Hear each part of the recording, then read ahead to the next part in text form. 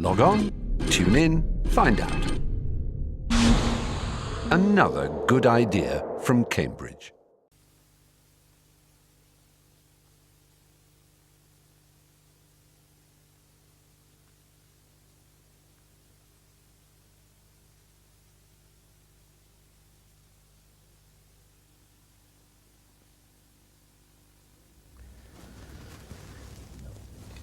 It's a very great pleasure indeed to introduce this afternoon Ursula Graham Bower, the author of Naga Path. In the long history of great women travellers produced by Great Britain, one of the most notable is Ursula Graham Bower. Coming from the upper-class English public school background, she moved out to India, as we'll hear, and proceeded to live for a longer period among a almost naked tribal society than any other explorer or anthropologist has ever done. She proceeded to fight against the Japanese and to record her memoirs in several books and articles which have sold very widely indeed.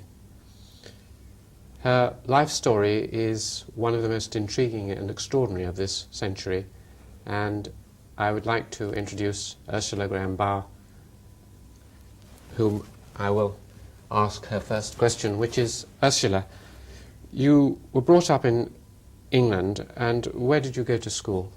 I went to Rodin because I very much wanted to go to university and to read archaeology, which was my original love.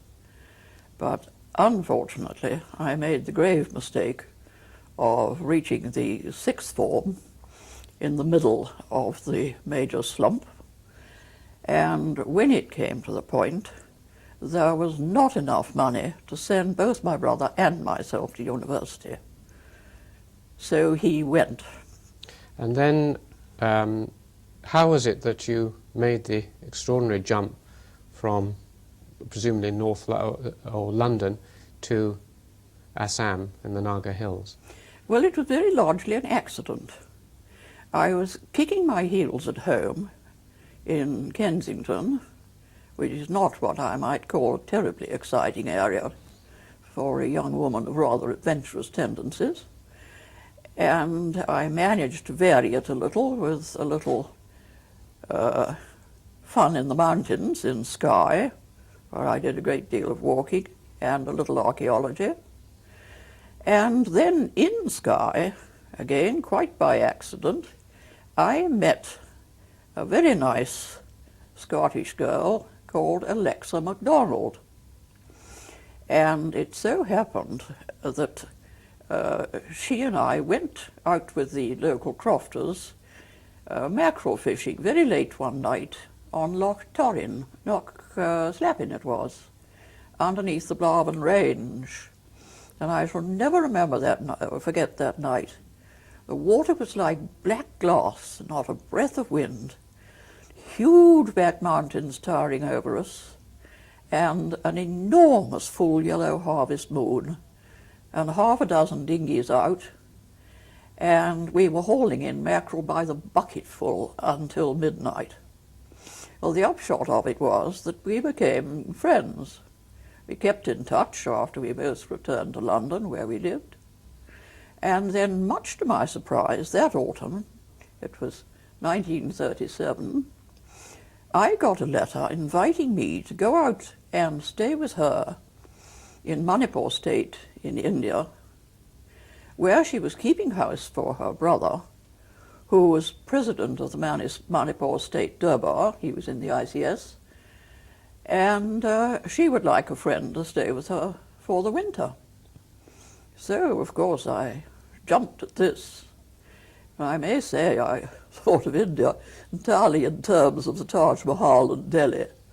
And after a rather terrifying journey, because I spoke no Hindustani at all, I got to Calcutta and had an even more terrifying journey up to Assam, which involved the train, and then changing onto a steamer and getting off the train, and finally making the crossing of the Brahmaputra at Pandu, and going up the railway to Dimapur, where Alexa met me with a motor car, and we started out into thick jungle, really thick, low country jungle. Huge walls of great straight trees on either side, all straining up for the daylight, and creepers and things tangled in between. I was fascinated. I'd never seen the like of it. And then suddenly the road began to climb, and it was just zigzag, zigzag, zigzags the whole way, right up, up and up and up. And there were streams and cliffs down to the right of us. The road swept out to the edge and swept up the next bit, and streams tumbling down, great cliffs, real mountain scenery, but jungle scenery. And we went on and on. Then we came clear of the low-ground forest, the thick forest, the real jungle. And we came up into much more open country, but still mountains, still climbing. And we'd done, I suppose, about 40-odd miles. We must have been about the 44th mile, when we came round a corner, and walking down the road towards us were 4 men. And I took one look at them, and something hit me. And I said, "Lexi, for goodness sake, who are those?" And she looked very surprised. She said, "Nagas." And I thought, Nagas, just about, of course. And I could not think. It went clean out of my mind. What did I know about Nagas? Where had I seen Nagas? And I don't know what it was real déjà vu. But it just disappeared as soon as it had hit me. And they were Angamis, all in full fig, wearing these short black kilts with bands of cowrie shells, and bare torsos with great strings of beads. Just one look and they were gone. And I was left with my head fairly going round, wondering what on earth had happened to me. I knew Nagas. I was certain I knew Nagas. Nagas were Nagas. I just didn't know where I was. And then we came out at the top into Kohima, where we had breakfast, and I looked out over that country, and once again the whole thing seemed familiar. It belonged. But how, I just do not know. And I've never found out from that day to this. Well, then we went on. This road was single track then. One had pauses at gates like a single track railway, where different convoys of traffic turned over. Then we went on down and over the top at the pass at Mao on the Manipur-Nagaland border, and then down and down and down until we got to the flat plain of Imphal, which was something very different. And we stayed in Imphal in her brother's bungalow. And then we got a chance to go out on tour into the Naga country with the civil surgeon and his wife. They were going up into the Tonkel Naga country to Ukhrul, which wasn't really very far. It was only about 40 miles into the hills. So off we went, and we duly got to Ukhrul, and the further I went and the more I saw of Nagas, oh, frankly, the more hooked I got. This is my place and I belong here. And we spent a few days in Ukhrul and then turned around and came back again. But that had really put the match to the train. Well, after a little longer in Imphal, which was a lovely little town, Manipuri town, and a little British station and a small garrison, I think it was about a company of military police, the Assam Rifles, their officers, 2 civil service officers, the political agent and Alexa's brother, Ranald MacDonald, who was the junior, an engineer and a doctor, and that was the community. Well, we got a chance to do an even longer trip the other way, westward, with the civil engineer who was going out to inspect the roads and bridges. And so we set off. This time we were going into different Naga country and much more jungled, less open country. The eastern side towards Burma is considerably more open, and there's quite a lot of pine wood, more grass and more pines. But as you go westward, you get into much more jungled country.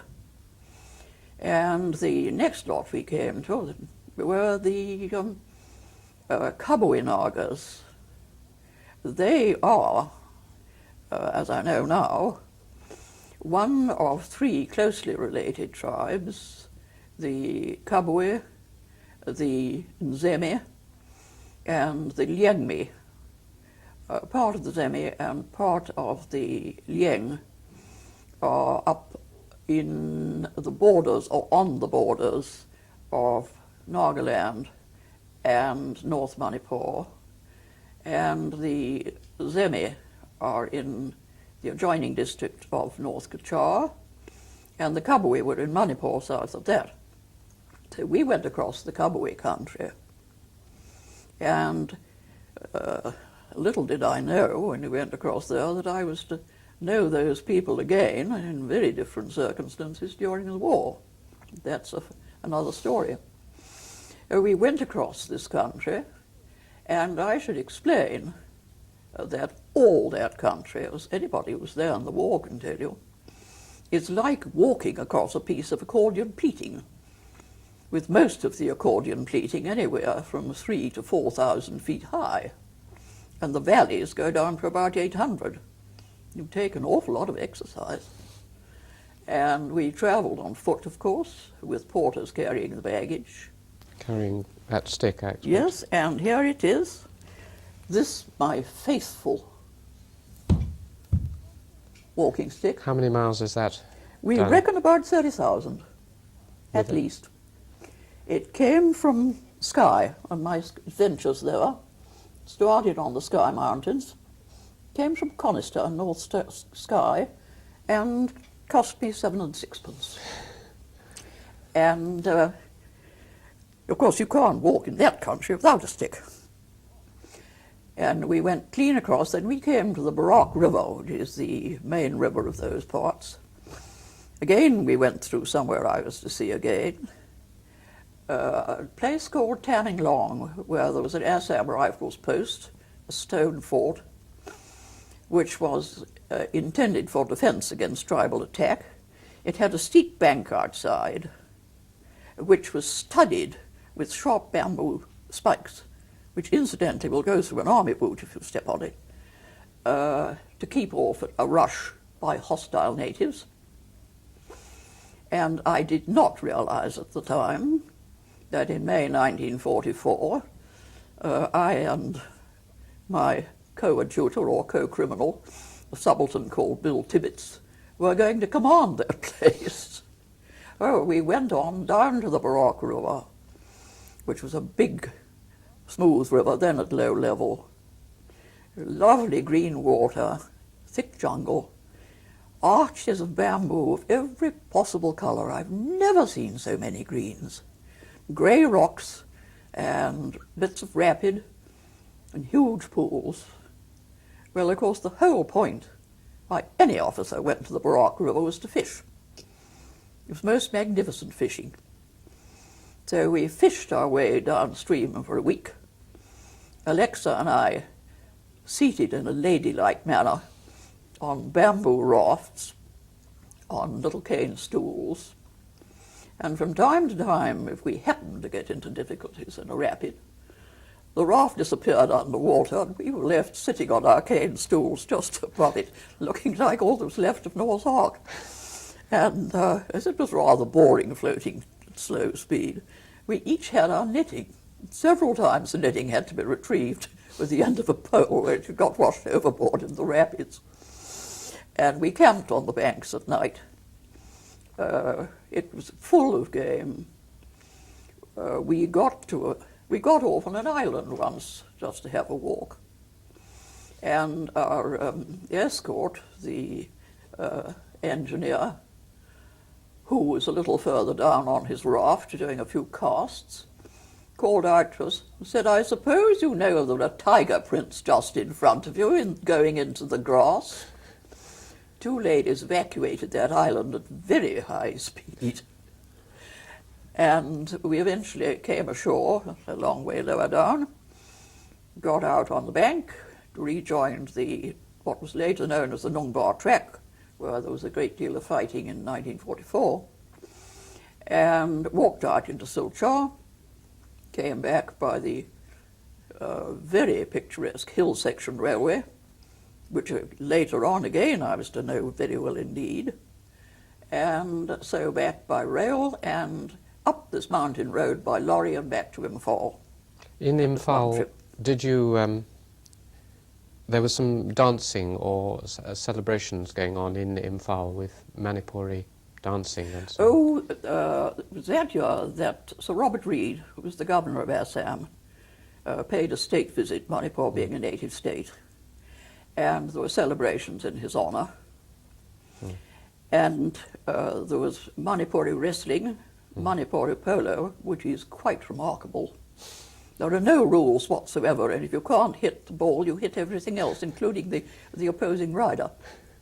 And there was, one moment when the ball shot up the pavilion steps, and clean between His Highness the Maharaja and His Excellency the Governor, hotly pursued by two players up the steps on their ponies, which was a thing I have never seen at Hurlingham. And they were very fine Naga dancers, Mao dancers, whom I'm afraid I photographed till they must have thought I was mad. They were so picturesque, magnificent dance dress. And eventually I managed to buy one of the costumes. I went up to a young man with the aid of an interpreter and said that was a beautiful costume, and I would so much like to take it back to Bilati in England and display what beautiful things his people wore. And with the greatest good humour, he accepted 20 rupees for it, and it is now in the Horniman Museum. It's the only costume of its kind, I believe, as far as I know, in Britain. that is over here. Yes. And then I went back, and I thought that was the last I'd seen of it, but I thoroughly enjoyed it. You went back to England? I went back to England. And the next year, Alexa wrote again, asked me to go a second time. So off I went. And this time we did a second trip. We went further down, back to a lower reach of the Barak, and again rather repeated the same procedure. It wasn't quite so interesting. It was not Naga country. We were getting near the Lushai border. They call them Mizos now. We called them Lushais then. And the cookies, we were passing through different tribes. Again, we did about 200 miles, part on foot and part by boat. And came out and back to Imphal. And then, by this time, I'd really got bitten with the bug. And when I had been at home, the winter after my first season, I had a considerable number of photographs. And I saw one or two interested people, Dr. Hutton for one, Mr. Hodson. These were later professors at Cambridge. Yes, these were professors at Cambridge. But I saw them and received a great deal of advice about what I ought to photograph if I went back. My photographs appeared to be good. There was an exhibition at the Royal Geographical Society. More contacts. I was asked to lecture. And so when this invitation came to go back, of course, well, I couldn't see me between home and the ticket office. And this time I asked for permission to go out and do a trip on my own. Well, this was not a thing which ladies were in the habit of doing. And there was a great deal of tut-tutting and firm belief that at the end of about 3 days I should be borne home in a fainting condition. How old were you at this point? I was 24. I was 23 when I first went out in 37. I was 24 when I did my first solo trip. And I went to a Kabui village near the edge of the plains, and they couldn't have been more delighted to be honoured with the presence of an unescorted young lady. They did me proud, and neighbouring villages came in and danced. We had a gorgeous time. I was there 10 days, and far from coming home with shattered nerves, I returned in triumph in a lorry, as happy as a sandboy, and clutching specimens, and being the best of friends with the Kabui village. What kind of specimens did you bring I back? brought back a very nice young man's cloth and a very beautiful basket, cane basket, of the kind which the young men use to keep their ornaments in. And at the present moment it acts as my work basket.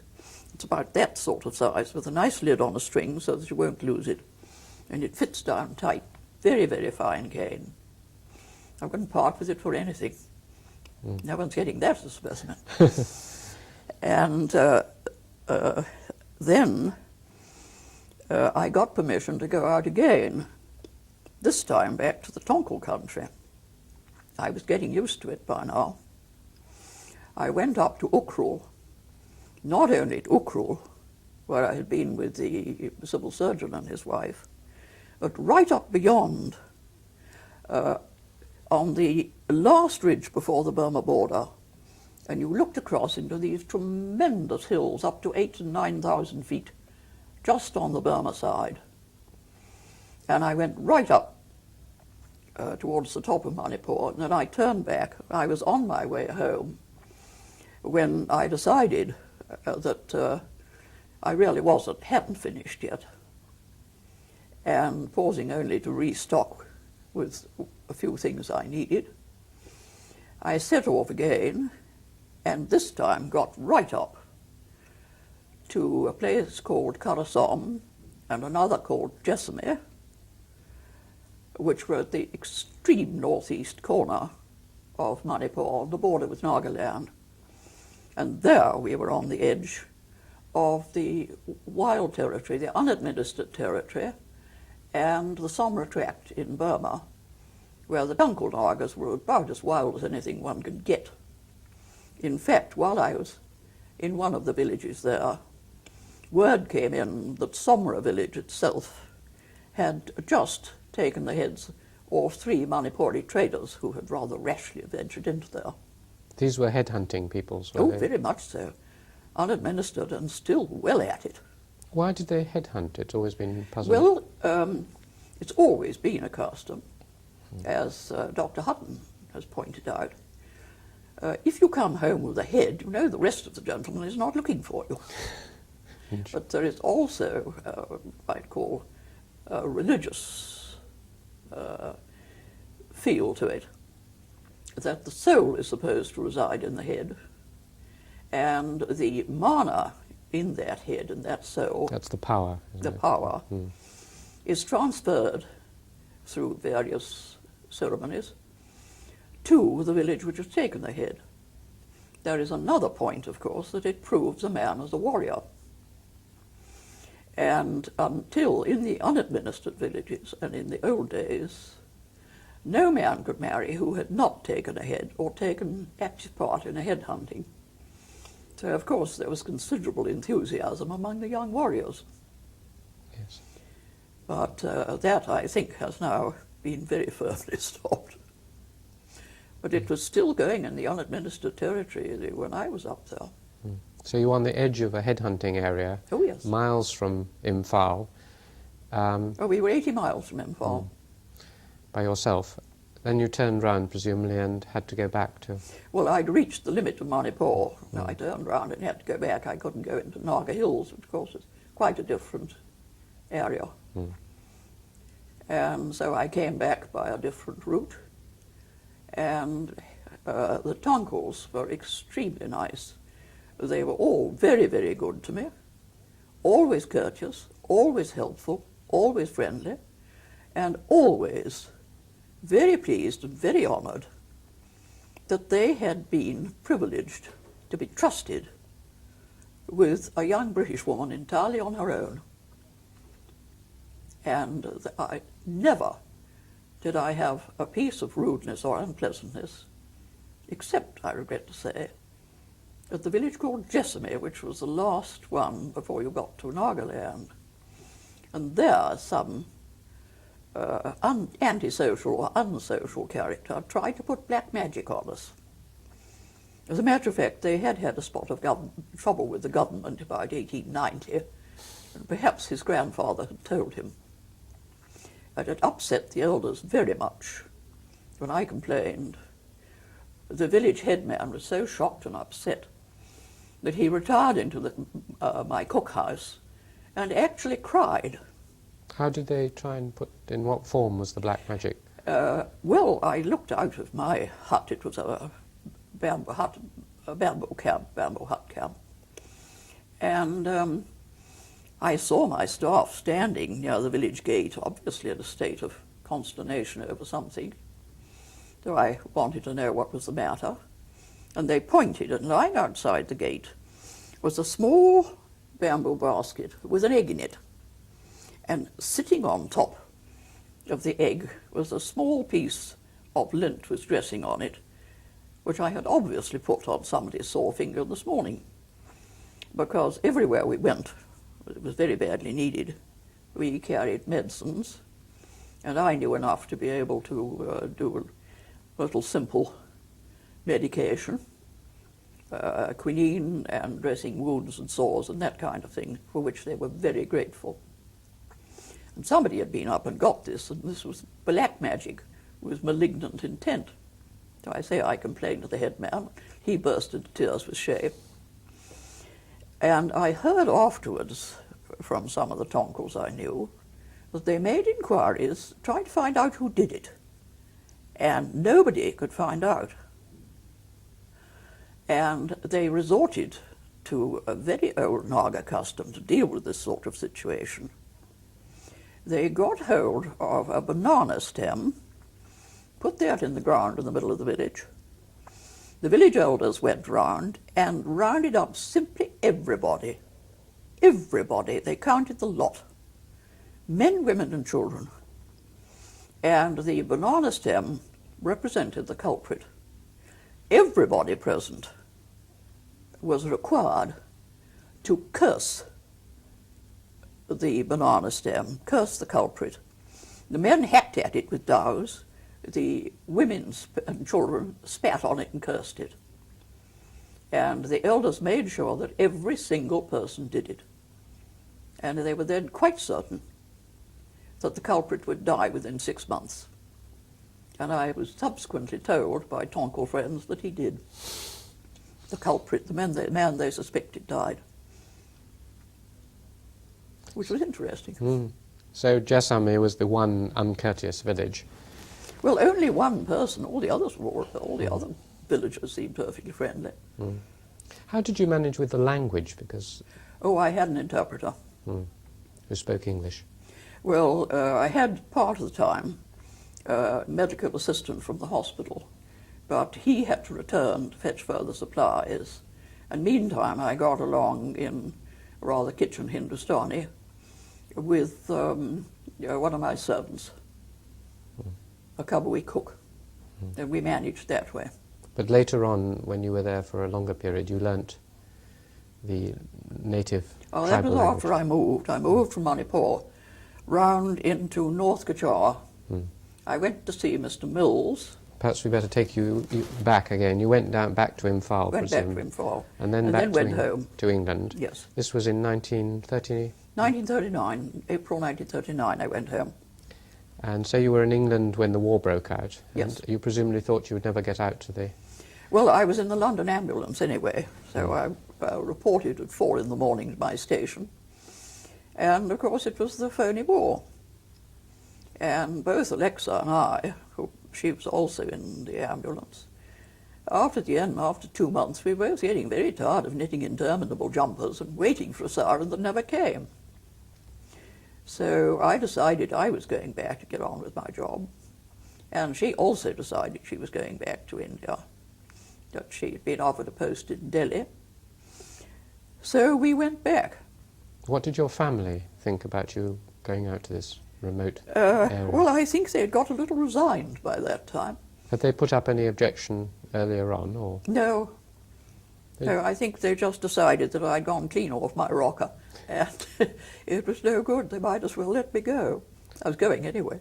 They also perhaps thought there were some eligible young soldiers That was part of my mother's idea, I think. out there. Because Yes. one of her friends remarked when she was buying me a return ticket, "Oh, my dear, but you never buy a girl a return ticket, will you?" Well, I had to use mine. So each time you came back, there was a slight frisson of disappointment from your mother. It was a rather sad look. Anyway, so you went out during the war. I went out in December in convoy, and then found that I couldn't go on in Manipur itself. And so I went to see Mr. Mills, who was Governor's Secretary. He was the great authority on He the was Nagas. then he was director of ethnography and in charge of all the hill areas. And he packed me off to the district called North Kachar, where there were a group of Nagas called the Zemi, and they had had some rather mysterious but ethnographically interesting political trouble about 10 years before. And he wanted to know just why this had happened, because well-administered Nagas don't do that sort of thing. What sort of thing was it that they did? Well, it was a new religion. It had started among the Kabui in a village which I had actually visited earlier. A man called Jadunang set up a new religion which was a wonderful mixture of paganism, Hinduism and Christianity, with a sacred python just to top everything off. And then they decided they would have a human sacrifice. And they managed to bag 4 Manipuri traders who were going across country to the town of Silchar in the plains. And relatives inquired after them. No one could find any sign of these unfortunate 4 men until a Kabui buck went to a party at a neighboring Kabui village, got rather tight, had a quarrel with another young man, and shook his cloth at him, his gala cloth, and said, "If you don't shut up, I'll do to you what I did to the Manipuris." It happened. There was a government official, a road overseer, within earshot, and he went straight back to Imphal and reported the matter. So out came the political agent with an escort and discovered the temple. And after a little excavation, they found what was apparently what was left of the Manipuris. And the ringleader, the founder of the religion, Jadunang, was tried and executed for murder.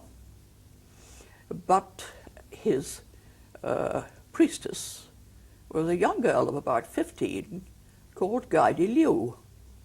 Well, he thought she was too young to arrest.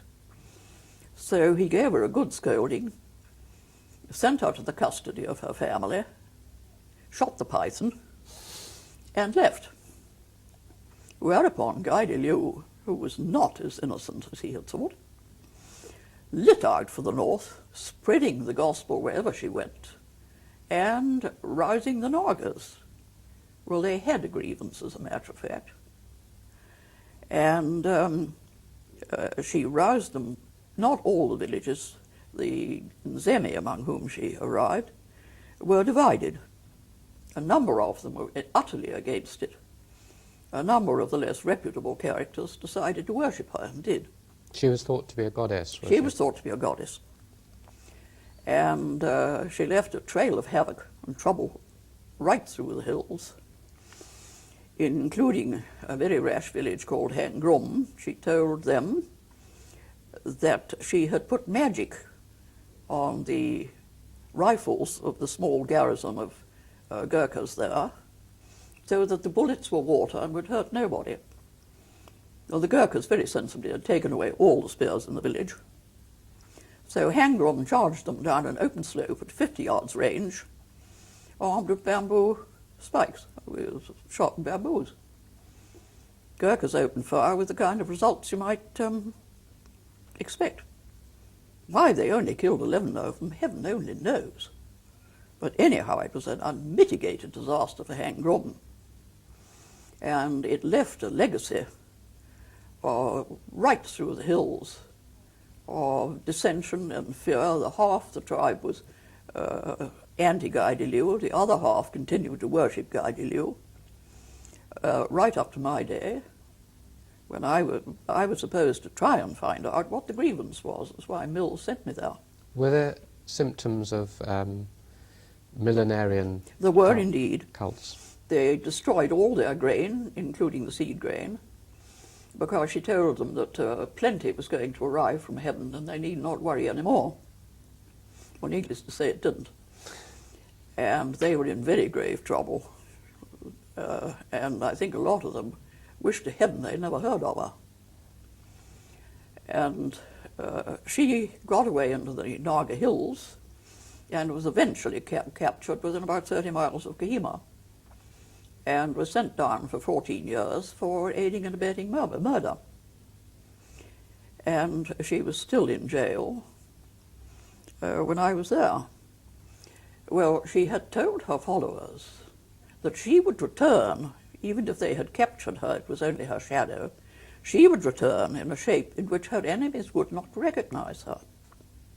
Well, it was most unfortunate, but apparently there must have been some resemblance. We were about the same age. She was tall and rather strongly built, and one of her more lunatic followers decided I was the reincarnation. I didn't know this. And half the population appeared quite suddenly to go stark, staring mad. They were rushing at me, clawing at my clothes, worshipping me, calling me goddess, mother. And she complained when she was arrested that she was very glad because now she could have a bath, because they would come and worship her when she was trying to have a bath and she couldn't. Well, exactly the same thing happened to me. I was having a bath, which was supposed to be sacred, nobody near my camp, my hut while I was doing it. And in strolled a vague elderly old gentleman holding a chicken in a basket. Well, I at the moment was standing up in a canvas tub. I hadn't even got a bath towel. My only weapon was a cake of soap, and I threw it at him and scored a direct hit. And my yell of rage brought my interpreter running, by which time I'd got a towel. And the old gentleman was hustled out in no uncertain fashion, and I went out and retrieved the soap because I hadn't finished. And after a great deal of harassment, I found out what was happening and made it very clear that I was, well, as a matter of fact, I went first of all to see Mr. Mills and confessed this to him and thought he'd throw me out straight away. To which he looked at me with a twinkle in his eye and said, well, if they must have a goddess, they might as well have a government one. So back I went. And, well, I discouraged any worship whatever. A lot of them went on, still firmly believing I was Guy de Lieu, but they were a little cautious about it. And, of course, when the crash came, the Japs came in 1942, and I was called in to help with the army, I knew every single bad hat in the district because they'd all been in to worship me. It was extremely useful. You didn't ever feel that there might even be something in it, because the strange link between that sense of déjà vu and that you had been there before and... Not with that most undesirable character, Guy de Lieu. In fact, I strongly objected by the British community being nicknamed the Naga Rani, because that was what they called Guy de Lieu. The Naga Queen, yes. Well, Rani was the Hindustani term, but the Naga Queen. Rani specifically applied to Guy de Lieu. And I took the greatest exception to that and still do. She's not a lady I should care to be identified with. So you went back, and on Mills's advice, you went up to live among the Zemi. Yes. I went up, I had a reconnaissance, and decided that the best centre to settle in was a village called Lai Song, which was at the centre of communications. It was 30 miles from the nearest township, which was Half Long, and built a camp there and settled down.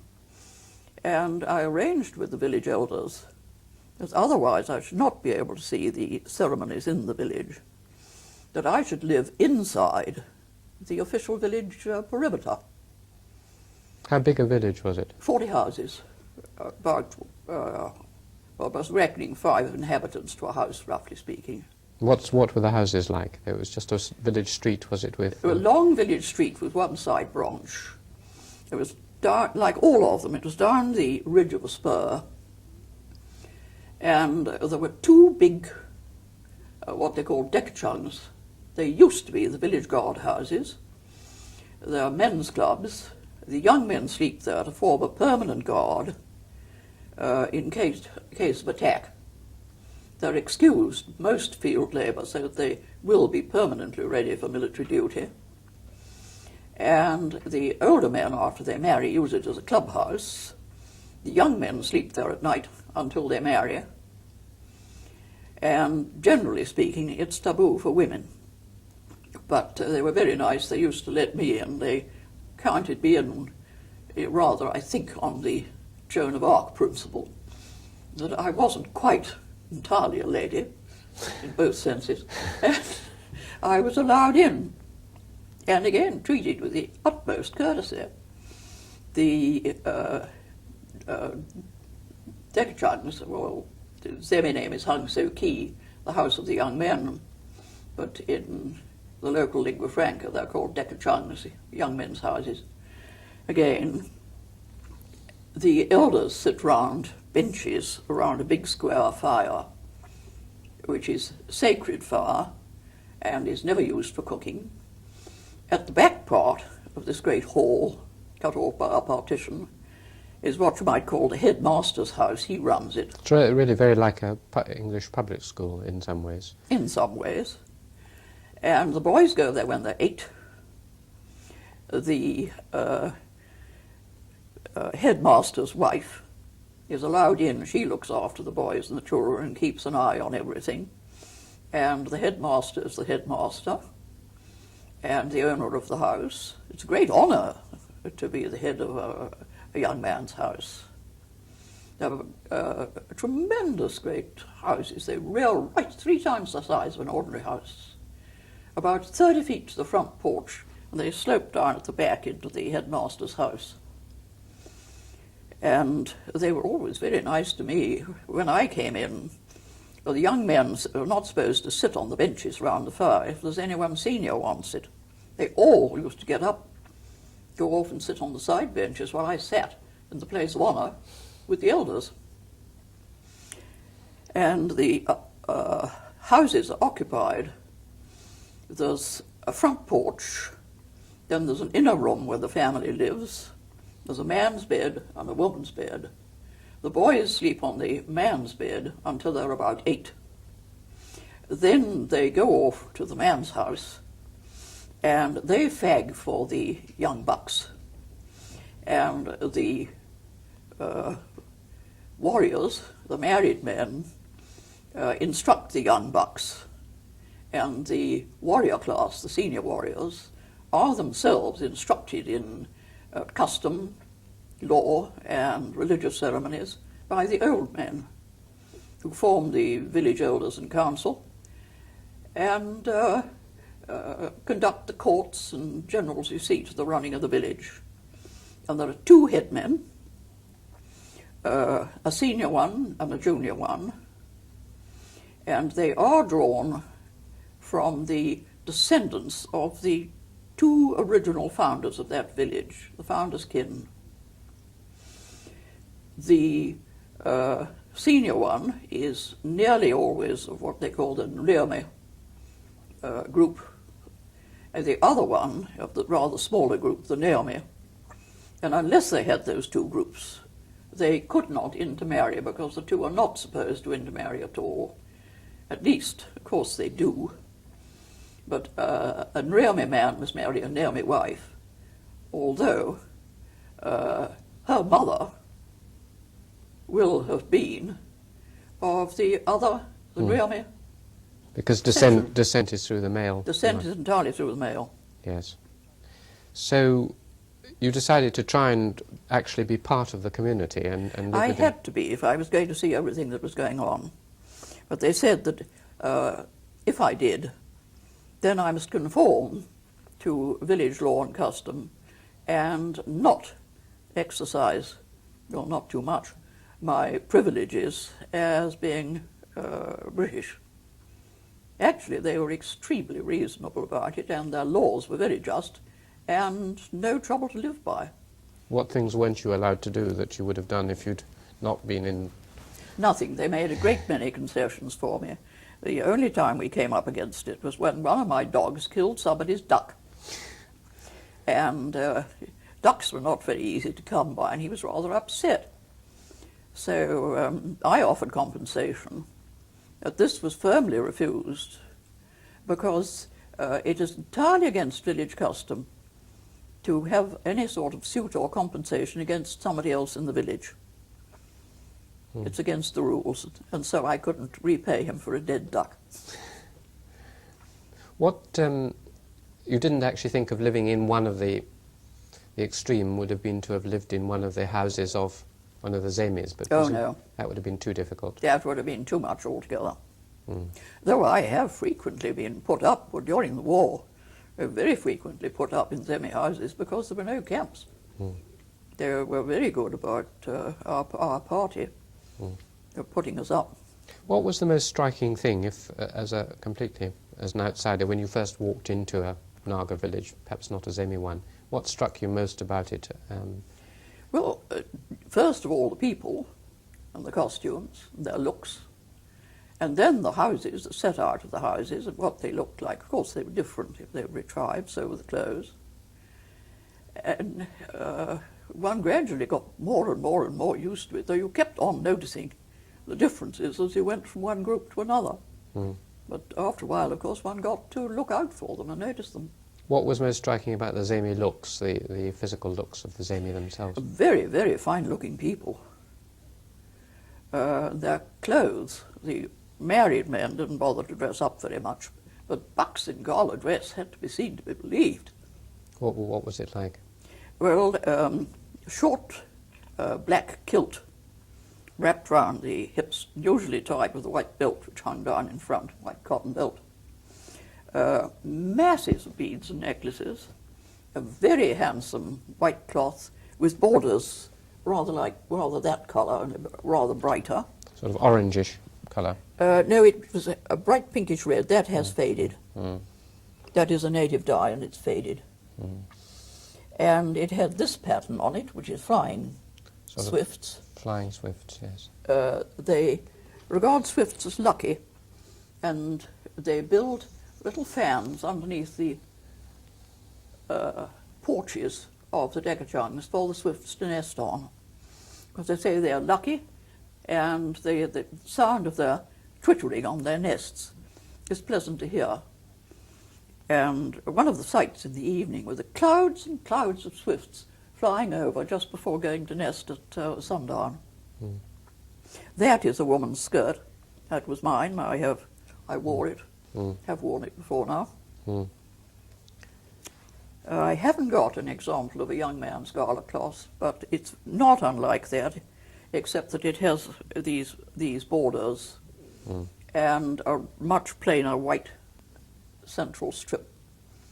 And it's worn in full dress. If they're not dancing, it's thrown over the shoulder, carried like a Highlander's plaid over the shoulder. And it's most impolite to appear before a superior, unless you're dancing or working, without a cloth on.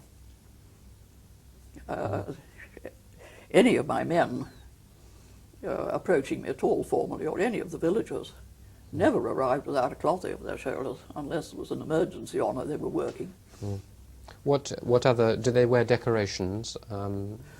These earrings, great tufts of feathers, orange toucan bills dangling down, tufts of golden orchid skin, and scarlet wool, and for gala occasions, a hornbill's tail feather sticking up from the back hair, and their hair is cut in a sort of page boy bob. They really are most colourful. And very, I mean, physically very good looking as well. Physically very good looking, very well built, muscular. Rather Mongolian. They're very Mongolian looking. A great many of them are almost indistinguishable from the Chinese. Others, or most of them, look much more like Gurkhas. What about, I mean, they're obviously very attractive physically. What about their character and temperament as people? The Zemi were not particularly warlike. They were rather unwarlike people, and didn't stand up very well to the extremely warlike Angamis from the Kohima district, who raided them repeatedly. But they were a charming people, quick-tempered. They would flare up. It was all over by next morning, and a man you thought would never speak to you again was on the doorstep, panting for reconciliation. They were delightful people. I was enormously fond of them, and came to know them very, very, very well, having lived in that village as I did for 7 years. They were very loyal and very loyal. Later on, for example, when you were involved with preparing for the Japanese war, presumably that might have strained all the old loyalties, the threat of the Japanese invasion. Did they remain loyal? They did. It was in March 44 the Japs came in. By April, we had the front line, instead of 150 miles in front of us on the Burma border. I woke up one morning to be informed we were now 20 miles in front of it, sharing a large tract of country with Japanese who were advancing towards us. We hadn't the foggiest idea where they were. And we had no troops at that moment. It was only myself and 150 Nagas armed with muzzle loaders who were supposed to be watching the tracks for agents filtering through. They were not meant to fight at all. Did they turn tail? Stuck it. They didn't turn tail and disappear, or? Far from it. When things were really at their worst, and at any moment I thought the Japs were going to be on us, we should have to get out. My immediate entourage, my bodyguard, asked for 24 hours leave to go back to their villages. And I thought, oh well, this is it. Here they go, and I can't blame them. They were never recruited for this. And they went off. 24 hours later, they were all back again. And after that, for about 10 days, we were having a most hectic time. Troops going up, patrolling going on. We were hunting for those 50 Japs. We were guiding patrols, myself included, through the paths, searching for these 50 Japs who actually had gone another way, and murdered a friend of mine who happened to bump into them, an officer coming out to join me. And at the end of the 10 days, when things had rather eased off, and we had a company of supporting troops camped down the bottom of the hill below my camp, I noticed my head interpreter was a magnificent man, Namka Boing of Impoy. Tremendous character, very fine man. Wasn't wearing his usual extremely beautiful and very valuable necklaces. So I asked him where they'd gone. And he then explained that they'd all gone home, so to speak, made their wills, arranged for the safety of their families and for their guardianship, left their best beads with their sons, and just come back with the necklaces in which they were to be buried. And I gaped at him.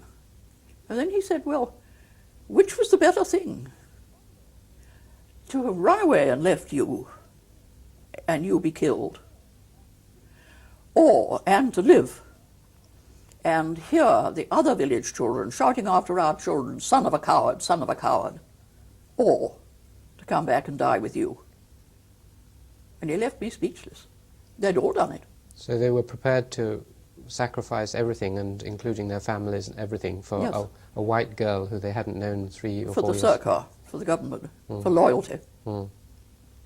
Because the whole of the Nagas, bar two, were completely loyal to the British. And there were, I don't know how many deeds of heroism. Men gave their lives in the Naga country. 300,000 of them, and only 2 turned traitor.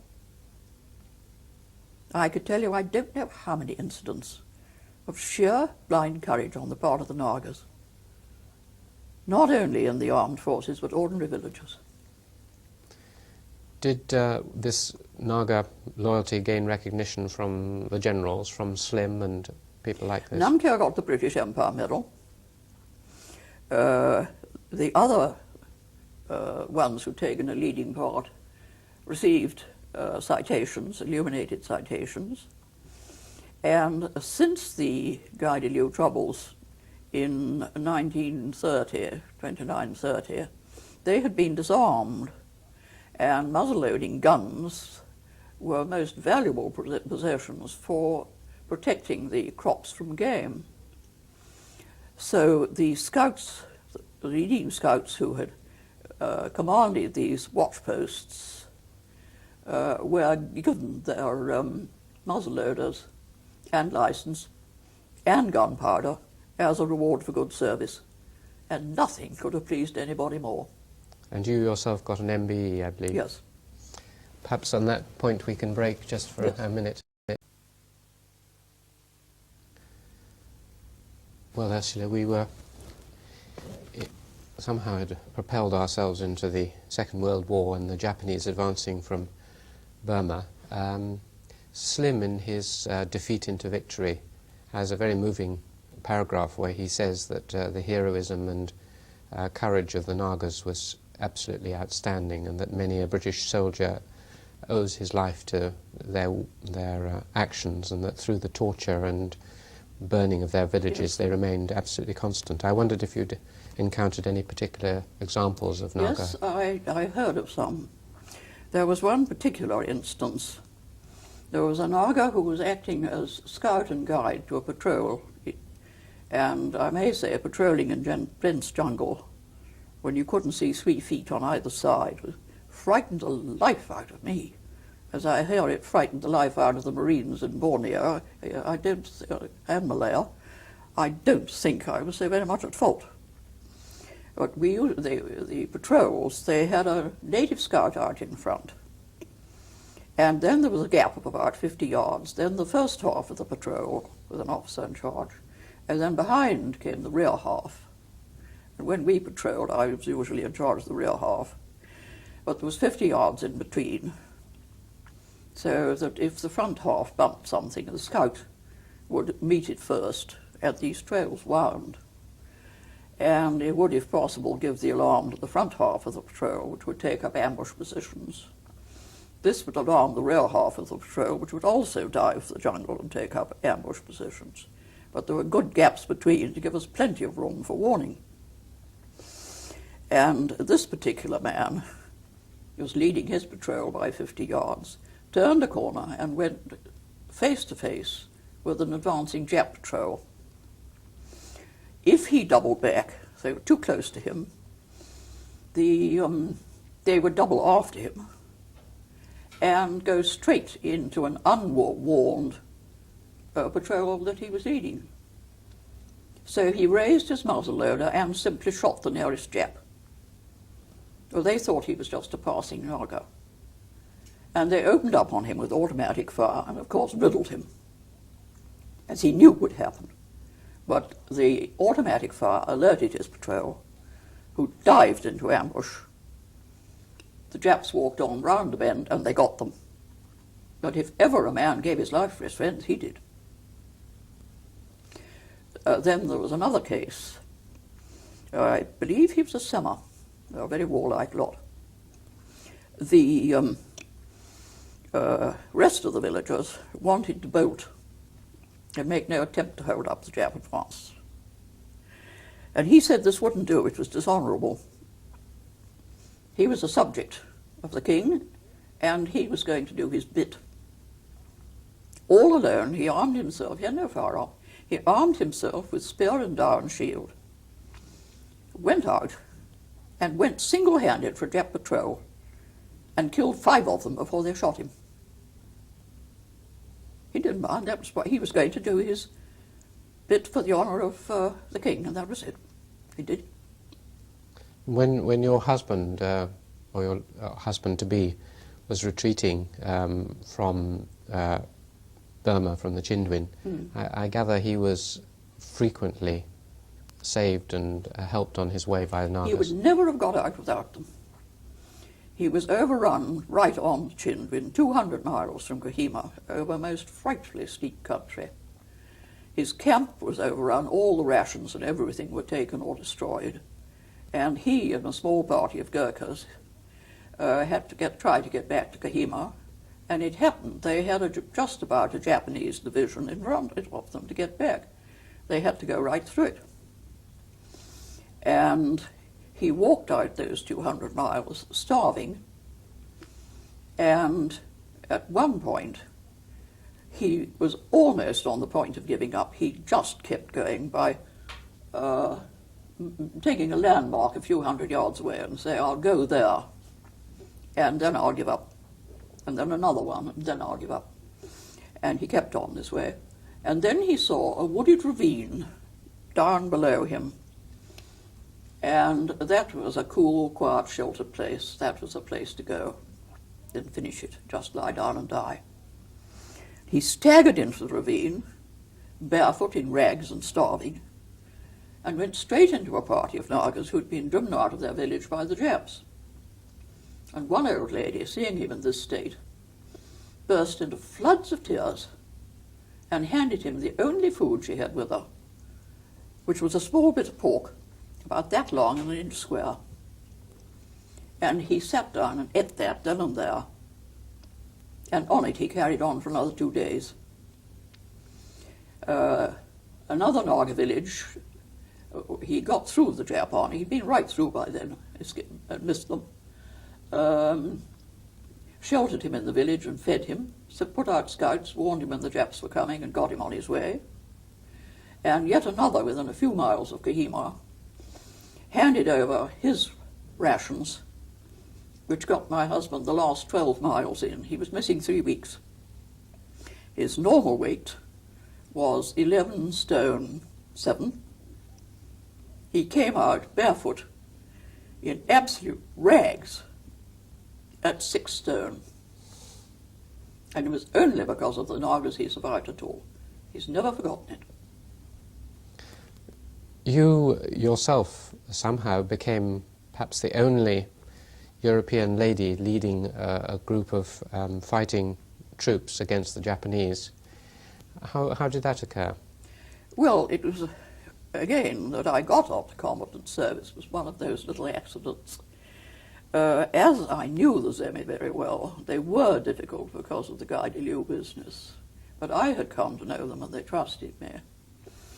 And a unit had been formed in 14th Army for scouting and intelligence using tribal scouts.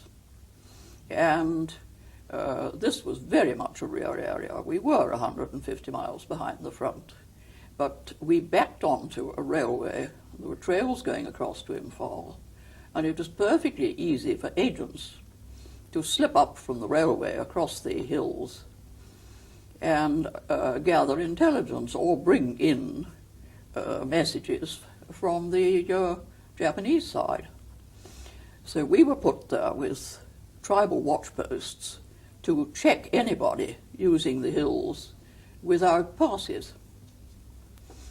And they were not supposed to fight, they were simply there to stop unauthorized passers. And the idea was that if things got nasty and things got dangerous, a British officer would be sent to take over from me. But meantime, as they trusted me, I was to recruit them and try and run them in. And this went on quite successfully until the Japs came in March 1944. And I was sitting perfectly peacefully in my camp when my head interpreter arrived and said that 2 British sergeants had arrived. There they were, 2 rather hot and breathless field security sergeants, who said without preamble, "Please, miss, have you seen any Japs?" Well, as far as I knew, the nearest Japs were on the Chindwin, so this was a little startling. They then went on to explain about the extent of the advance. We did know that they were advancing, but I had no idea that there was anything so close. And a party of 50 Japs had apparently left the top end of the Imphal plain and were marching rapidly in my direction. And as we were on the main track from Manipur out to the railway, and there was a very vulnerable bridge just behind it, behind us, and if that were blown, a vital railway would have been put out of commission for the whole of the war. Things were looking a little nasty. And various troops came up. We went out looking for these Japs, hunting for them. They weren't there. As I say, they turned aside and gone south and intercepted an officer coming out to join me and killed him. And then, after a great deal of toing and froing and a lot of fuss and anxiety and patrolling, we got on a more regular basis. But B-Force, actually it was a top secret organisation, so secret we hardly knew who we were.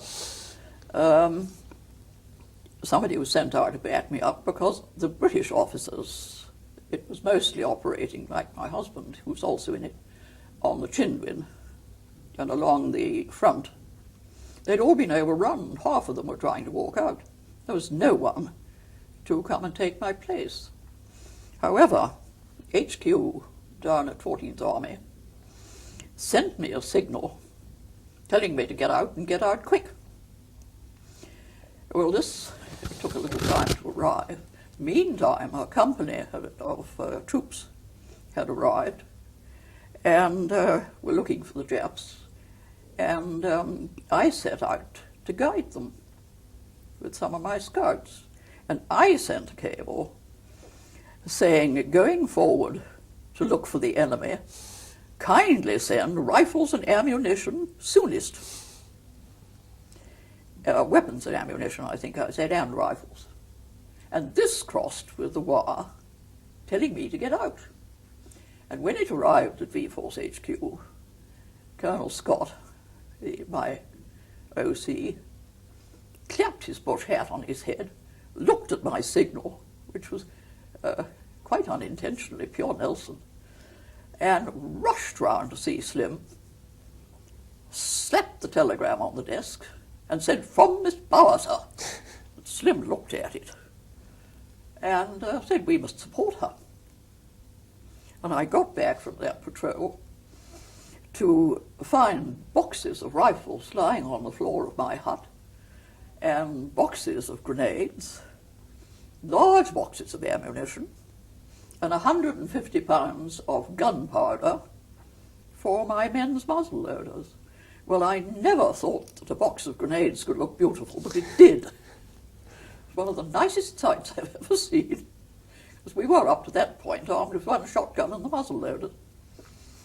And shortly afterwards, this was a staff officer arrived with the rifles, and he and I held the fort for a while until Kohima was relieved. Kohima was up the range from us, but not so very far. A few days, what were we, about, good going, I think 6 days march, which is nothing really.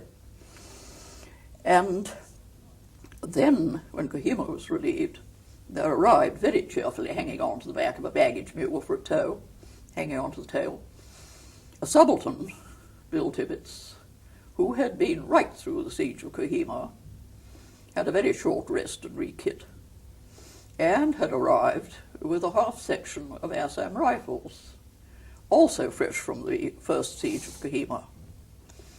Well, the first thing they did, before they even took their boots off, was to dig a bomb-proof bunker on the top of the hill by the camp. after their experiences at Kohima, home wasn't home without a bomb-proof bunker. As soon as they built the bunker, they were quite happy. We had a hut for them, and they took off their boots and went to bed. Stayed there for 3 days. And we went on from there as a much more regular force. We had a supporting company of Marathas down by the railway, and it was our job to gather intelligence, and if we could, find targets through our intelligence for Maratha patrols to go out and tackle. Well, after the siege of Kohima was totally razed, which the double siege lasted about 6 weeks before the Japs were on the run. And it was thought, as the forces from Imphal moved up and 2nd Division moved down, that some of the Japs, caught in the squeeze, might break out our way.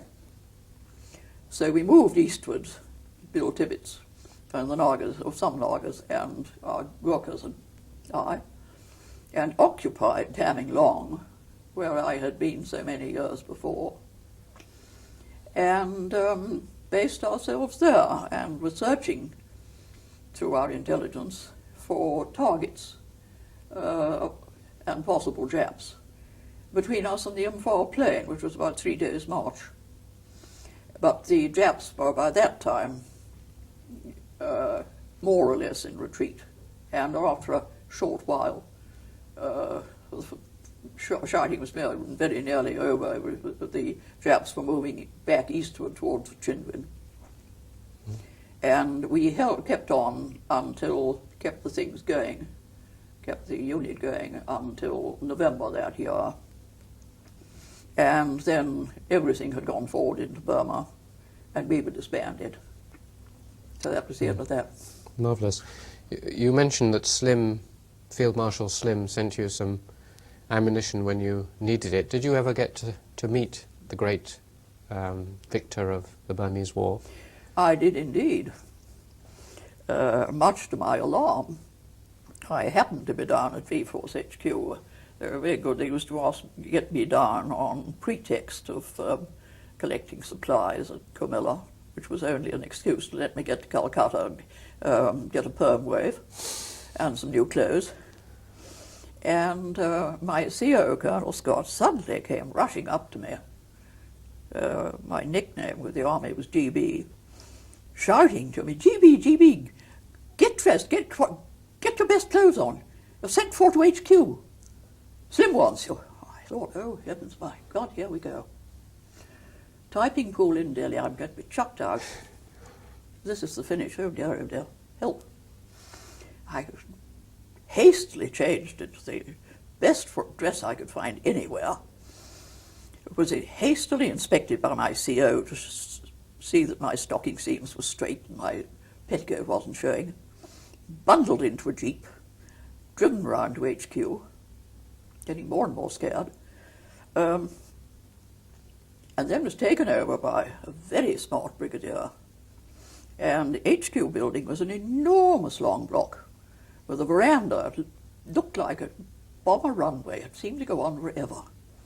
We walked up this, and all along the right-hand side there were offices, and the further forward one went, more senior the officers in them, and the more brass hats there were about, until we got to a point where apparently full colonels pushed the tea trolley. We were getting so elevated. Got to the last office, and the brigadier swung smart right, got beyond the door, which was open this way, so I couldn't see what was behind it, saluted very smartly and said, Miss Bower, sir. And I was so scared I missed my cue. My knees were knocking. It must have been a good 5 or 6 seconds before I could get underway. And I shut my eyes, marched straight forward to where I judged I was about right, and then turned left and opened my eyes. And there behind the desk, looking equally astounded as I was Bill Slim. And he leapt up, held out his hand, shook mine warmly, and said, oh, thank God, I thought you'd be a lady missionary with creaking stays. After which we got on like a house on fire. Was that the occasion, or was it later, that he told you the story of how... On that occasion. The Battle of Kohima was, and the holding of the Burmese was one of the turning points which saved India, and possibly was a turning point in the Eastern War. And he told you something about the Nagas' involvement in that. Yes, there was a very new unit called the Assam Regiment, which had never been in action before. And they had two posts, not very strong ones. One at my old friend's, the Black Magic village, Zemi, the other one at Karasong, which I also knew, I'd camped, a few miles behind. And they were told to hold out as long as they could to try and delay the Japanese advance while defense proceedings were going on in Kohima. Well, eventually there was no chance of their holding out. As a matter of fact, my husband, walking out, passing to the north, heard the firing from that action. And they were told to get out and get back to the nearest British forces as best they could. They slipped out by night. Well, two of the NCOs were Nagas, and they must have been local men, I think. But instead of going back towards the Manipur plain, they nipped off to a local village, got into native dress, went back, found the Japanese HQ, went in with many flattering words about how pleased they were to see the Japanese, to liberate them from the brutal British and all the rest of it, and could they please have a job. And they were taken on as water carriers and sweepers and so on at the Japanese HQ. And they stayed there about 10 days or so. The Japanese never suspected that these were trained sepoys, trained soldiers, until they knew the exact location and how to open the secret safe. They then carefully burgled it when nobody was looking one night, swept up all the papers in it, and made for Imphal and the nearest of our troops that they could find, and handed over their haul. Well, when intelligence, having interpreted it, landed it on Slim's desk, he couldn't believe his eyes, because included in this was the Japanese battle plan for the advance on Kohima, Imphal and Dimapur.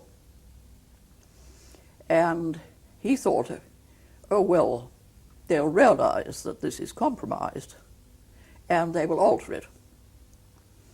So he waited to see what did happen.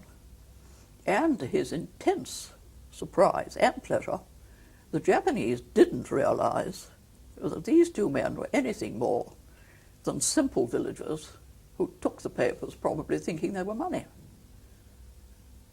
And they were sticking to their battle plan. And after that, he told me he knew it beforehand, almost as soon as the Japs did, what their battle plans were. And he was able to forestall it. He said that was what turned the tide. Amazing. Two Naga NCOs. Two Naga NCOs. So the fact that we're sitting here now in freedom may be partly attributed to those two Naga NCOs. Two Naga NCOs with an intelligence and acting ability. Because if India had fallen and China had fallen, well, the Chinese nationalist army had not been supplied over the hump from Assam, the whole Eastern War would have been different. Oh, yes. And if the Eastern War had been lost, the Western War would have been a good sight more difficult. Oh, yes. Anyway, that's an interesting... But perhaps we ought to come back to the social life of the Nagas as well as their military prowess and loyalty. Naga life was basically founded on agriculture, wasn't it? Yes, entirely. What kind of agriculture? It's what they call slash and burn. The jungle is felled. The first year, when it's burnt, the fallen jungle is burnt. That leaves a layer of ash to fertilize the soil. Then the main crop, which is rice, is planted in that. The next year, a second sector of the village land, close to it, adjoining it usually, is also cleared and burnt and planted with rice, whereas the previous year's field is put down to secondary crops, millet, corn, vegetables, that kind of thing. And then the third year, the sequence is repeated, another new bit is taken in, and the first bit to be cut is allowed to lie fallow and go back under secondary jungle, and the cycle should be no cutting except every 30 years. And there is very serious trouble if they cut sooner than that, because the land does not regenerate. And all the fields for the whole village are usually, the land permitting, all in one of these sectors, one of these strips, so that, unlike isolated fields, they can be much more easily guarded with a crowd of people working in the fields against marauding animals and that kind of thing. Little isolated fields in the jungle wouldn't stand a chance. And so they go on these blocks round their arable land. But the Zemi, among whom I were having grave difficulty because it was very steep and mountainous country, and there was not enough land to run a proper migration, at least cultivation cycle. The land was not regenerating and was getting worse and worse and worse. There was constant shortage. And that proved in the end to be at the root of the Guidelu rising, the root cause. It was not consciously so, but things were getting very difficult for them. And so they were only too ready not to realize what was the matter, but to rationalize and put it down to the spirits and the hope that a promise of plenty falling from heaven and a new religion would save the situation. Had they had any other solution to this problem of land scarcity? Could they not move? Yes, that really was the key to it. The land was so rough, there was so little land that could be cultivated, that land around a single village site was very quickly exhausted on the regular cycle, which provided good crops. So the solution was, when the land was getting poor, to move the village to a new site where there was fresh arable land. And so in the course of time, each village had a group of villages which were occupied in turn. There would be one, and then when that was exhausted, they move on to number two. Some had up to 7. And there was another one, and there was another one, and then there was another one. Then eventually they came back to number 1, which by this time had regenerated and would produce proper crops for some years. Sometimes the cycle lasted as long as a century till the ground was exhausted, if there was plenty of land. If there was very little, it might only last a couple of generations. But when the area was taken over, a tribe from the south, the Cookies, who were akin to the Luchais or Misos, were going in the usual direction of immigration into the area and moving into the south of North Gachoa, where the government had just arrived. It didn't know anything about this system, didn't realize how short the land was, and allowed the Cookies to settle on what was really Zemi fallow land, lying fallow, waiting for recultivation. And so there were 2 tribes living on land which was only just sufficient for one. The result was constant scarcity and constant friction. And this was perceptible in, as early as 1927, but it had been going on then quite a long time, ever since the Cookies had arrived. And it was a bitter grievance with the Nagas that their ancestral sites were now in other hands. and they could not return on the only cycle by which they could live. There was constant scarcity and famine. Did they have any other means of getting food? For example, did they hunt and fish? Well, meat had very little to do with their diet. Mm. Fishing was a little difficult. How did they fish? Well, they used to use what is called fish poisoning. You get a certain creeper from the jungle, and it is beaten out. It comes out like soap suds. And either it stupefies the fish, and they float and can be caught by hand, or they bolt downstream away from the creeper and into carefully set weirs and traps. But this is so destructive of fish in the not very large rivers that it's been forbidden by the government. I got permission to have one for recording purposes. I regret to say we caught very few fish, but great time was had by all, and I got a very good film of it. Yes. The other method is trying to spear fish or catch them in weirs, but the rivers are not very full of fish. They're quite small rivers. It's the Barak, the big Barak, that's got, over in Manipur, that's got the fish in it. But they also keep some animals, do they?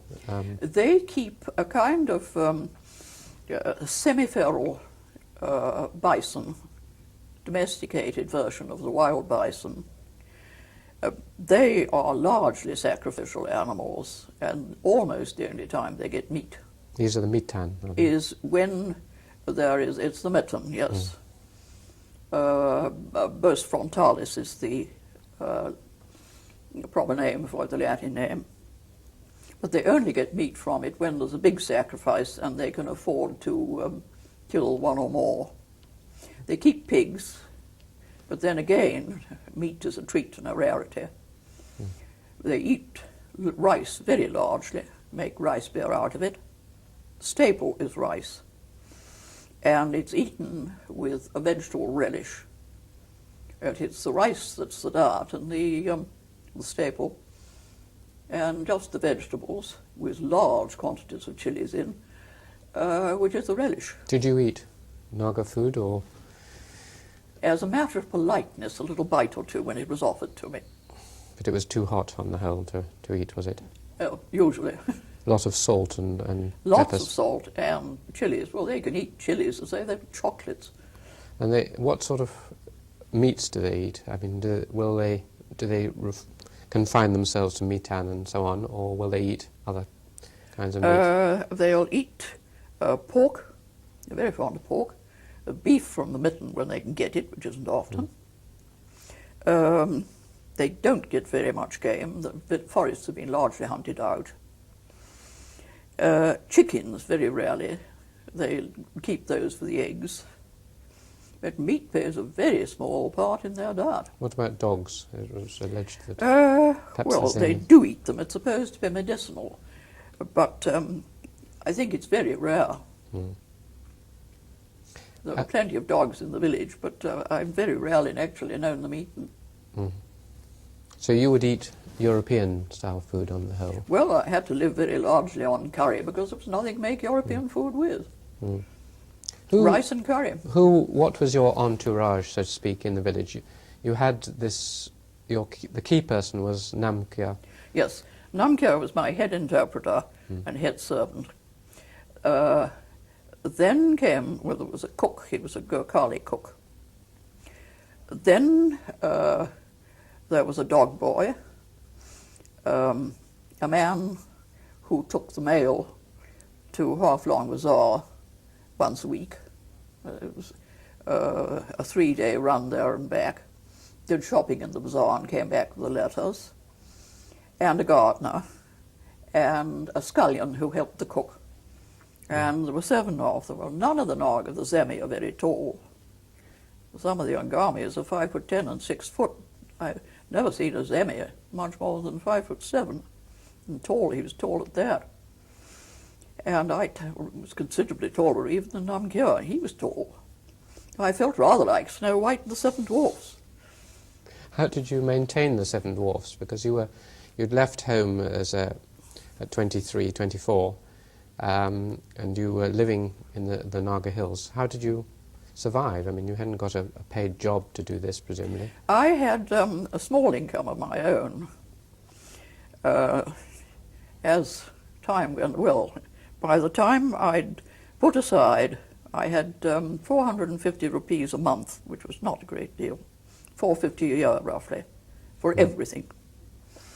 50 rupees a month went aside for medicines because it was absolutely imperative to keep an emergency medicine chest. There was no medical help to be had at all.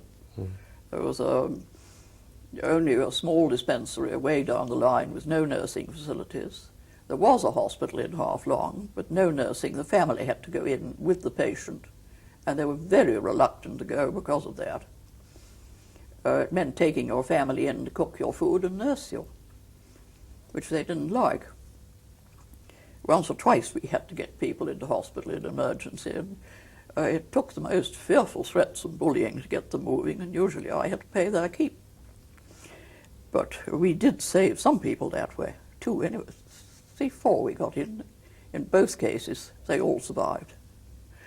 One was bear claw, the other one was a woman with the most ghastly abscess. She would have died otherwise. And then I put aside £50 a year for my annual holiday in Calcutta to get the jungle leaves out of my hair.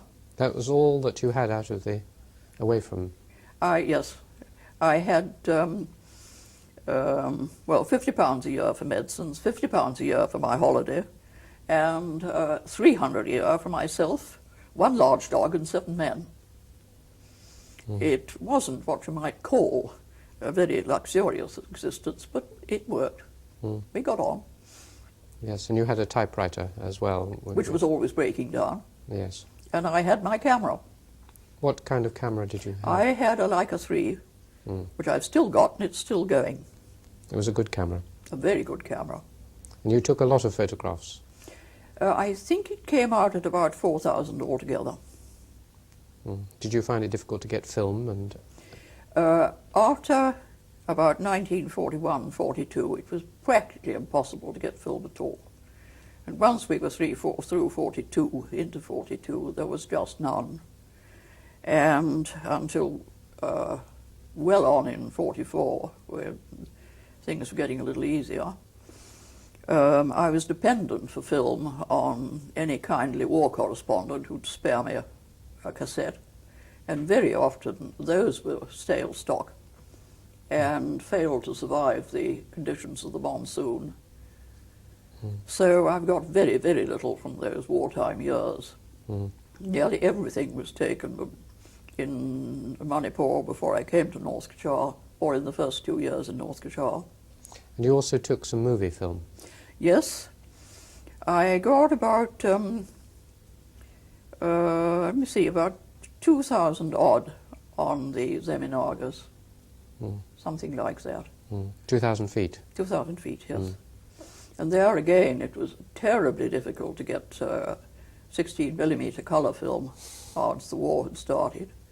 And absolutely every frame had to be husbanded. And you didn't even have a zoom lens or anything? You had to take it all with one single lens? All with one single lens. A zoom was, well, practically unheard of. I had a Bell and Howell, which did me famously. Never went wrong. But I very badly wanted. They had a Bell and Howell with a turret head with 3 lenses on it. I wish I could have had that. But I just hadn't got the money to buy it at that time. Did you find that the Nagas in some areas, they were very camera shy and they didn't want to be photographed? Did you find that with? Not really. Quite often the women were a little bit reluctant and used to squeak and run. The men were not in the least bothered. When I was up in the Tongkol country in my earlier days in Manipur, I saw a girl who had obviously come across from the unadministered territory around Somra. And I was longing to get a picture of her. She was something very different. She had huge discs of crystal hanging from her ears. They had a slit in them, and this was slipped through the earlobe and turned, so the slit was underneath. And these great crystal discs that size were hanging from the earlobe, and she had bits of cotton thread across her head to help take the weight. And I was trying to stalk her. She was talking to some of the villagers, and I was sort of gazing at the distant view and pointing the camera and pretending I was looking at that and hoping to swing round and get her. And unfortunately, she turned and saw me and ran, so I missed her. Mm. And towards the end of this time, or sometime when you were actually filming with your movie camera, you came across the sort of conflict that anthropologists often have between being participants and being observers. You were observing with your camera, but you were also watching a huge rock Oh, yes. being pulled in. What happened when you... Well, of course, it was part of the stone dragging ceremony. They've got a sort of, well, now don't put up, there is a very near Stonehenge in one part up near Kohima in Nagaland. I never got to see that. It's a remarkable sight. But they bring in these huge gravestones. They still do this stone dragging. And once you've seen it happen, you realize that Stonehenge is not as impossible as you think it is. They're nothing like as big as Stonehenge, nothing like the stones there. But this particular one was up on a very difficult hillside, very steep, 45 degrees, in jungle, and had to be brought down a little way and then over this folded hillside across a 45-degree slope in a path which had been cut through the jungle. And the rule is to drag a stone downhill or along the level. They put it on a kind of sledge, and they get a great team on. They can get 300 men on if the country's right. There's enough room, pulling on cane ropes. And it's done by everybody pulling together.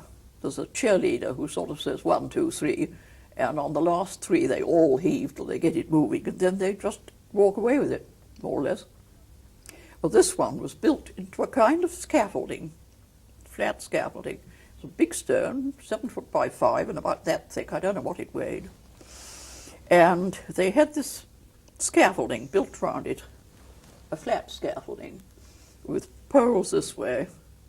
And the men get round it on a solid block, there were 80 on this one, and carry it on their shoulders.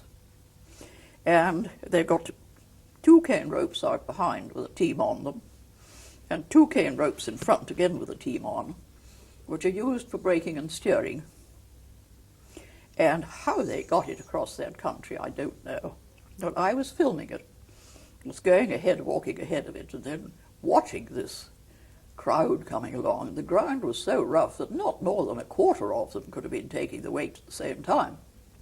The others were all just hanging on, trying to keep their feet. The thing was tilting this way and that, this way and that. Everybody chanting and yelling. And it was a stupendous scene. They looked just like a solid mass of ants carrying an enormous grasshopper, a very large grey grasshopper. And then the going got worse and worse. And suddenly the stone, they lost control, and the whole lot went careering down the steepening hillside into the jungle, people being knocked off their feet. There was obviously the thing was coming over into the middle of the crowd, and there was going to be a most ghastly accident. Well, at that moment I dropped everything. I may say I was carrying everybody's necklaces. People who didn't want their necklaces broken with the poles on their shoulders. I was wearing about 3 people's necklaces and carrying cloths and using a movie camera and my Leica slung around me.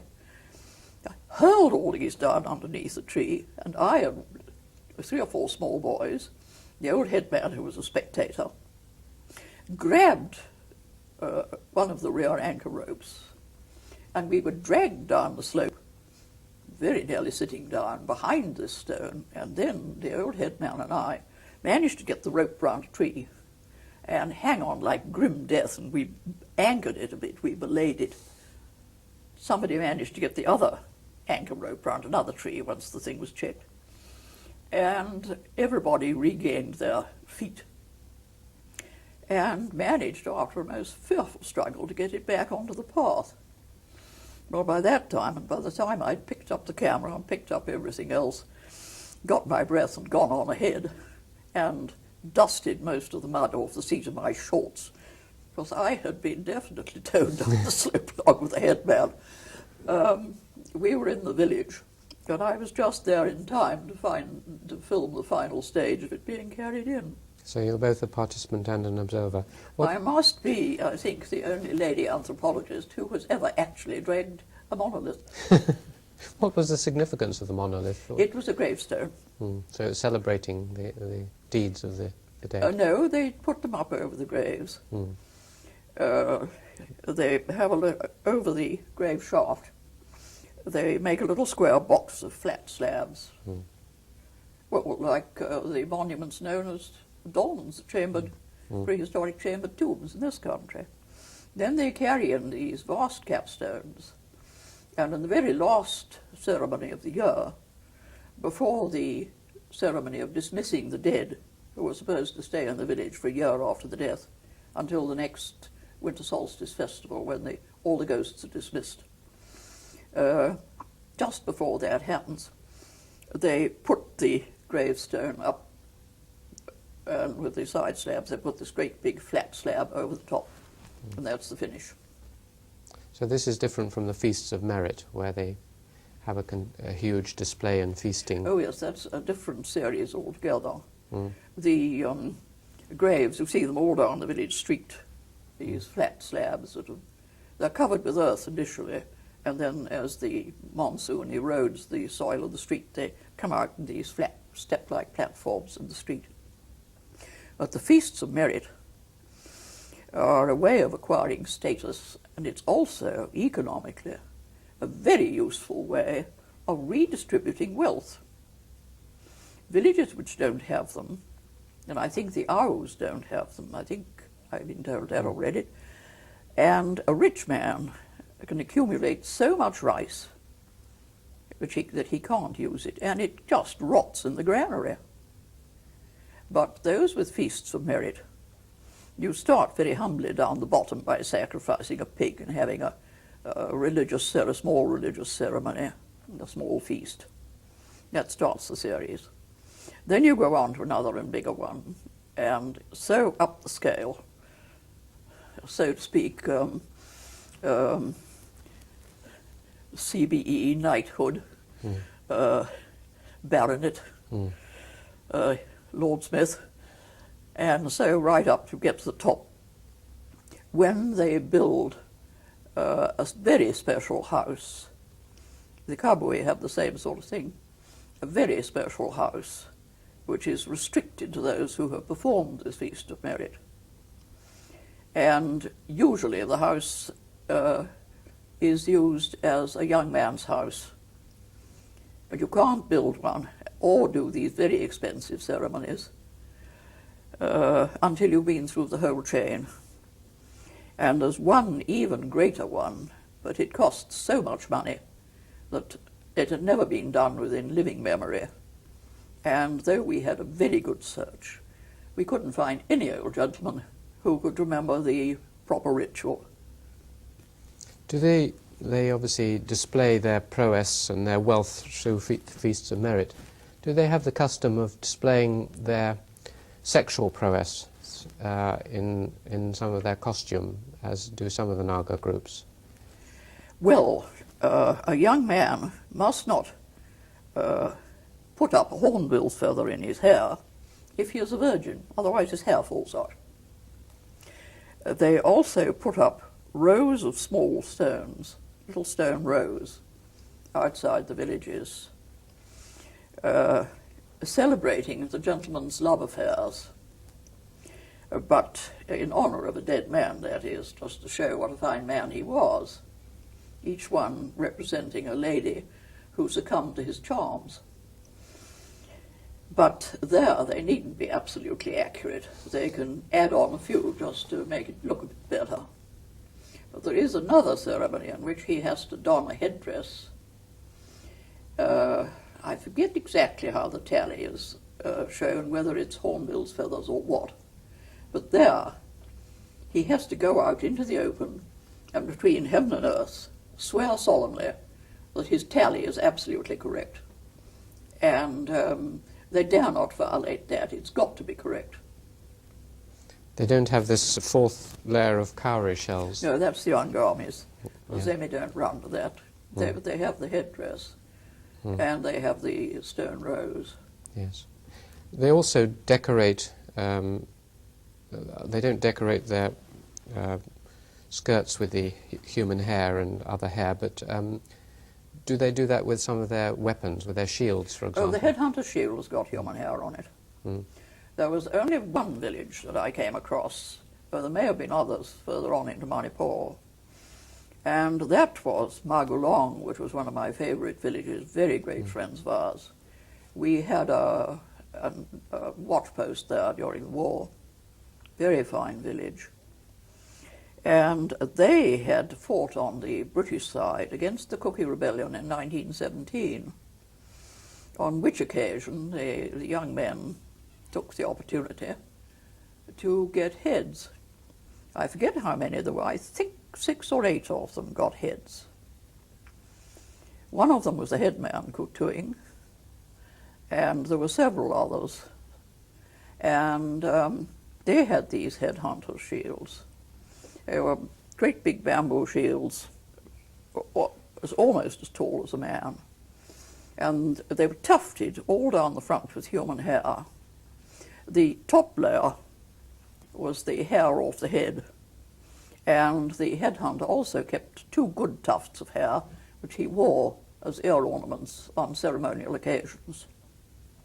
And after they'd got the hair off the head along the top row, every time his friends and relations had a haircut, and there he was to have a tail of hair hanging down the back from this. In that group they had a short haircut, and then this tail of hair down the back. Every time they cut the tail of hair, another tuft was kindly contributed to the headhunter's shield.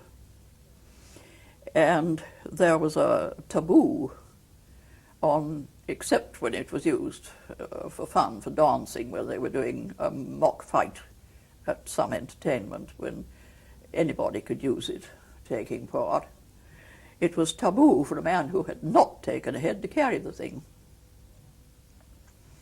And, well, when my husband and I went to Magulong on a certain somewhat lively occasion, we collected a headhunter's shield. And when we eventually left the area, they couldn't let just anybody carry it. They got one of the headhunters to come down. They rated my husband a headhunter on his military record, but they couldn't see a senior officer walking 60 miles across the mountains carrying a hairy shield. It wasn't right. So they sent a man all the way 60 miles to the railway to carry the thing down for us. And that's the one that's in the Pitt Rivers? That is the one we took to the Pitt Rivers Museum, yes. There was some slight argument as whether they had anybody who could carry it in. I think eventually they got hold of one of the porters who had war service, and it went in under the proper auspices. You mentioned your husband. Most of the time when you were there and when you were fighting, you were unmarried. Yes. How was it that suddenly in this remote area you got married? Well, it's a very odd story. Of course, I was rather an oddity, and V-Force all knew of me. And my brother officers spilt the most awful yarns, quite untrue, about me and my Naga bodyguard who took the head off anybody who looked at me. And anyhow, my husband, after his walkout, was back in V-Force, and he heard these tales about the lady in the jungle, and he began to take a considerable interest. And no opportunity of coming and having a look at me arose until June, I think it was, 1945, when he was in Shillong, where V-Force was reforming with the idea of being sent into Malaya. And he decided he'd take leave and go and have a look at me, which he'd been meaning to do for a long time. I discovered this in his diary when I was looking at it the other day. And he asked for 10 days' leave on urgent private affairs. The CO said, "Well, look here, we're being posted. You can't do that. What's it all about?" To which my future husband responded, "Well, as a matter of fact, I was going to have a look at the Naga Queen to see if I'd like to marry her." It was the first time in history that anybody had ever seen his officer flabbergasted, his senior officer. He got his leave. And it was the monsoon, it was pouring with rain. Well, I got a letter from him first to say that he was very keen on butterfly hunting, and could he come up for a few days and have a look for butterflies. Well, we were a magnificent area for butterflies. So I thought, oh Lord, what a bother, I'll have to find more porters because they're very hard to get. However, I said okay, and I heard no more. And I'd forgotten all about it. And there was a drenching wet day, we couldn't open the front door. And Namkir arrived with an air of extreme disapproval and said, "There is a sob outside." So he was announcing the Loch Ness Monster. And I went very cautiously out of the back door, because it was pouring, and looked along there at the edge of the camp. There was a very long, thin, and extremely wet colonel, and one small, and even wetter, Gurkha orderly. So I thought, oh heavens, it's this colonel. Now what on earth am I going to do? What a nuisance. So anyhow, we got him in. We turned the orderly into the cookhouse and the Gurkhalic cook. And I got Tim in, filled him up with tea. And the next day, it was fairly fine. And I directed him to the valley where I knew the burst butterflies were. And he seemed remarkably reluctant to go butterfly hunting. I got really annoyed with him. He would not get off the premises. He would keep sitting about in the veranda and asking me to point out places on the map. And I was really getting quite cross about this. And finally I managed to chase him off the premises on the fourth day. He went down into the valley with his butterfly net and returned unexpectedly early. And I was in the kitchen with the cook, busily engaged in directing the making of a cake for my guest's tea. And again Namkir arrived with a most disapproving expression and said, "The Sahib wants to see you." And I went out, and there he was, in a brand new clean uniform, not the one he'd arrived in, pacing up and down between the bungalow and the vegetable garden. I thought, oh heavens, I suppose he wants to go and there are no porters, everybody's in the fields. Oh, what a nuisance. There was I, flour all down my jungle green trousers. And went out to him, and we were sort of pacing up and down. My mind was on the cake. And all of a sudden, just as we were opposite one of the flower beds, I realized to my amazement I was on the business end of a proposal of marriage. And I was so startled, I didn't know what I said. I think I just said, or something to that effect, which was taken as acceptance. So you duly got married, and then... We duly got married. Well, we were engaged in 4 days. Then he was posted. I went up to Shillong. Well, this time I'd got cold feet and was trying to get out of it.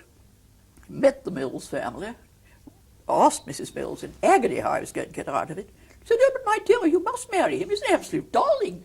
He's been calling us. He's an absolute darling. You must marry him," which flattered me. And that was the Sunday. On Thursday afternoon, I was Mrs. Betts. Ursula, I think we're running out of time, Oh, yeah? very sadly. But I wanted to thank you very much indeed. I hope that some of this will be shown one day to the Zemi Nagas. I hope so. So perhaps you can just say hello to the Zemi Nagas or wish them well, as I'm sure you will have done. And there we perhaps ought to end. Thank you very much indeed. Oh, Azamalu! Sabamloi! Sataranoi! Oh, Azamalu! Oh, Anagao!